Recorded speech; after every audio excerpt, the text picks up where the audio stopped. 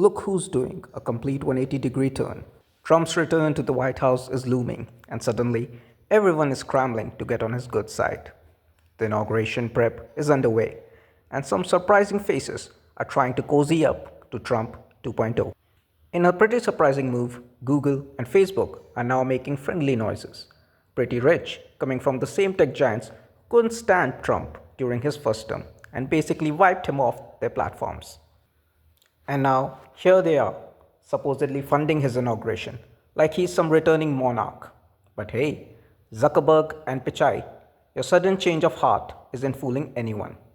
We see right through this convenient flip flop. Wow, talk about a dramatic turnaround. Corporate America's tech giants are now throwing money at Trump's inauguration like there's no tomorrow. A whopping $170 million and counting. The same companies that once kept their distance are now rushing in with $1 million checks. Google, Microsoft, Meta, Amazon, and even tech bigwigs like Sam Altman and Tim Cook. Google's not just stopping at the money, they're rolling out the red carpet with plans to live stream the whole show. Pretty ironic, coming from a company that once couldn't get far enough away from Trump's content. But Meta's move takes the cake. Remember Zuckerberg's big crusade with fact checking in 2020? The same system that became a convenient tool for filtering out certain truths. Well, now he's doing another dramatic pivot, supposedly planning to ditch the whole system. Since Trump's electoral victory, Zuckerberg has made efforts to mend their relationship.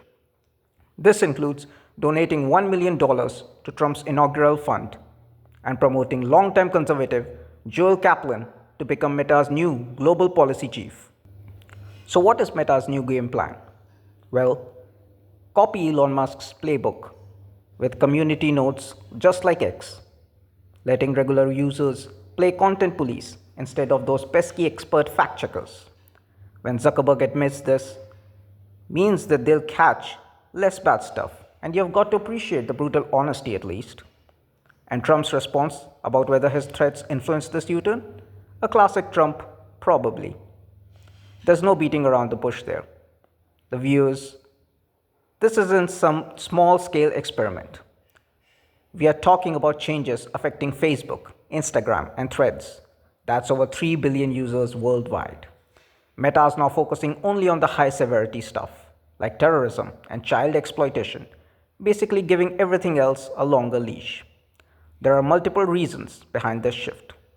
The big techs want to expand their business through investments in other nations, but there is definitely more than that. While critics are raising red flags about more misinformation and hate speech flooding these platforms, it looks like big tech's priority right now is getting back in Trump's good graces. The tech giants are finally reading the room, and it's making them sweat. Why? Because Trump's not coming back. He's coming back much stronger and much smarter. The past moves to sideline him might have backfitted spectacularly. Remember the old Trump? The one with explosive Twitter rants and on-camera fights? That's old news.